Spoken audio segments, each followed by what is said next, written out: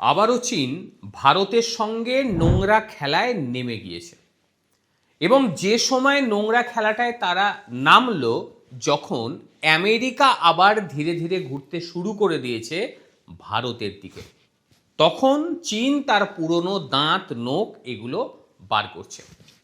পাকিস্তান 1963 সাল, সেই সময় চীন পাকিস্তান সীমান্ত চুক্তির অধীনে তারা পাকিস্তান যে অবৈধভাবে ভারতীয় ভূখণ্ড দখল করে রেখেছিল সেই সাক্সগাম উপত্যকা, সেই সাক্সগাম উপত্যকার 5180 বর্গ কিলোমিটার ভারতীয় ভূখণ্ড চীনকে অবৈধভাবে হস্তান্তর করেছিল। জম্মু ও কাশ্মীরের সাক্সগাম উপত্যকার উপর ভিত্তি করে মানচিত্রের দাবি পুনর্ব্যক্ত করেছে আবারও চীন। আজ্ঞে হ্যাঁ, চীন আবারও বলছে এটা নাকি তাদের জিনিস, এটা ভারতের নয়। ভারতের সঙ্গে উত্তেজনা বাড়ছে এবং জোর দিয়ে তারা বলছে যে এই যে সাক্সগাম উপত্যকায় তারা বিভিন্ন অবকাঠামো তৈরি করছে এটা নাকি তাদের অধিকার। এই বিষয়টিকে নিয়ে এনডিটিভি ওয়ার্ল্ড একটা নিউজ করেছে, যথেষ্ট ভালো।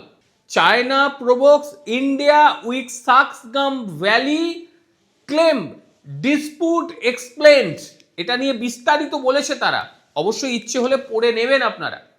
এবং এই উস্কানিটা কখন এসেছে একবার খেয়াল করে দেখুন। এই কয়েকদিন আগে দিল্লি উপত্যকা চীনের অবকাঠামো প্রকল্প নিয়ে সমালোচনা শুরু করেছিল এবং এটি যে ভারতীয় ভূখণ্ড এটা বারংবার ভারতবর্ষ বলে আসছে এবং ভারত বলেছে ভারত তার রক্ষা করার জন্য যে কোনো ধরনের পদক্ষেপ নিতে পারে। এবং চীনের যে সিনজিয়াং প্রদেশের সীমান্তবর্তী এলাকায় সংবেদনশীল স্থানে যেটি রয়েছে সেটি কারাকোরাম পর্বতমালার উত্তরে বিতর্কিত যে সিয়াচিন অঞ্চল তার পাশেই রয়েছে এবং এটি পাকিস্তান অধিকৃত যে কাশ্মীর রয়েছে অর্থাৎ পিওকে তার হুনজা গিলগিট অঞ্চলের একটা বড় অংশ। ভারত এটা প্রত্যাখ্যান করছে।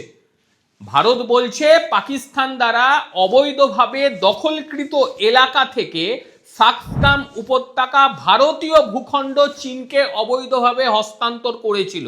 নয়াদিল্লি এই পদক্ষেপকে বেআইনি অবৈধ বলে দৃঢ়ভাবে প্রত্যাখ্যান করছে এবং ওই অঞ্চলের উপরে ভারতের যে ন্যায্য দাবি সেই ন্যায্য দাবি ভারতবর্ষ বারংবার জানিয়ে এসেছে। চীন কি করল?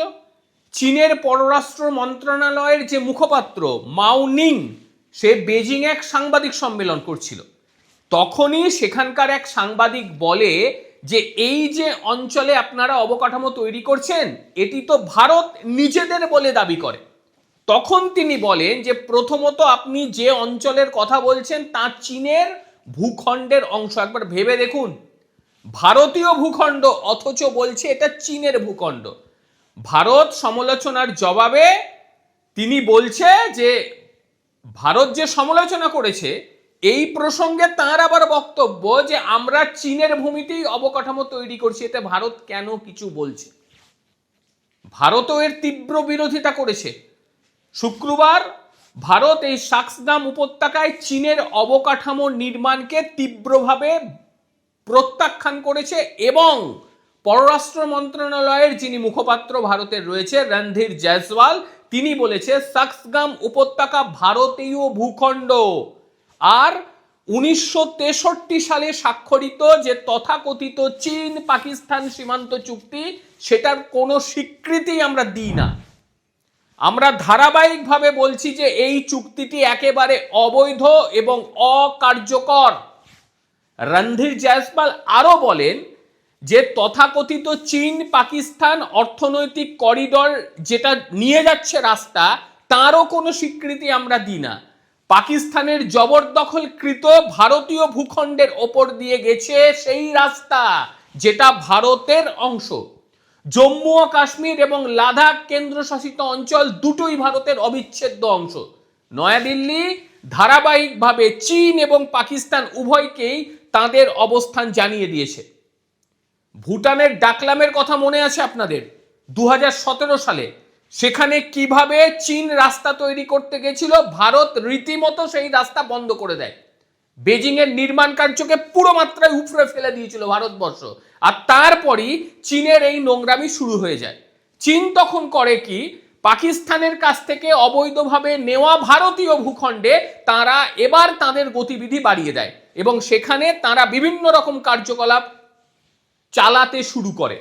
নয়াদিল্লি ধারাবাহিকভাবে আপত্তি জানিয়েছে যে চীন যেভাবে কাজ করছে, যেভাবে সড়ক নির্মাণ করছে, এটা ভারতীয় ভূখণ্ড এবং সেখানেই ওয়ার্ল্ড হাইয়েস্ট যে ব্যাটেলফিল্ড সিয়াচেন গ্লিশিয়ার, অনেকেই জানে সিয়াচেন হিমবাহ, তার থেকে মাত্র 49 কিলোমিটার দূরে এটা অবস্থিত। আর এখানে চীন নিজের কর্তৃত্ব স্থাপন করেছে।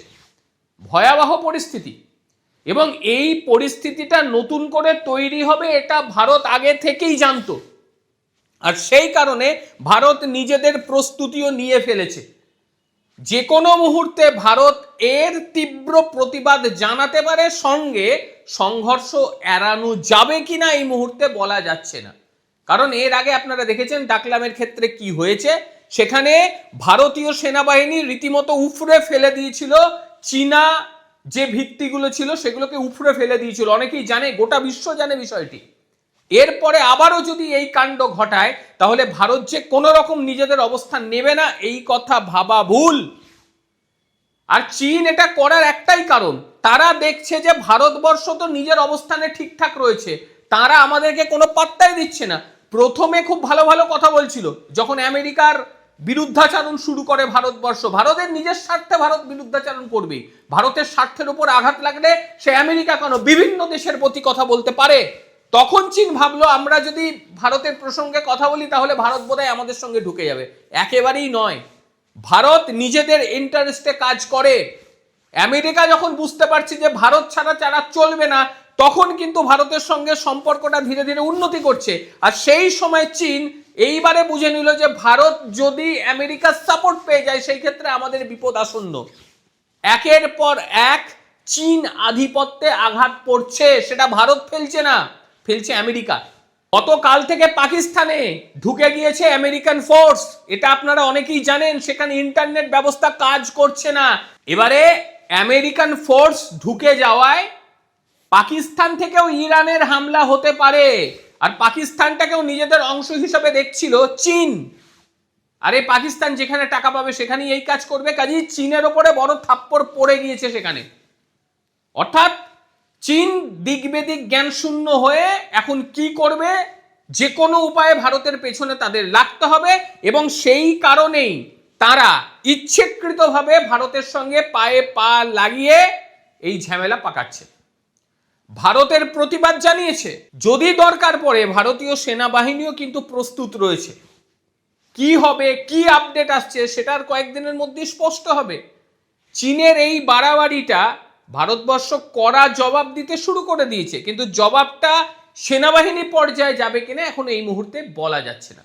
কি বলবেন আপনারা চীনের এই আগ্রাসন নিয়ে? আপনাদের ঠিক কি বক্তব্য অবশ্যই জানাবেন। প্রত্যেকে ভালো থাকবেন, সুস্থ থাকবেন। আবার দেখা হবে অন্য কোনো দিন অন্য কোনো ভিডিওতে। ততক্ষণের জন্য নমস্কার, ভালো থাকবেন।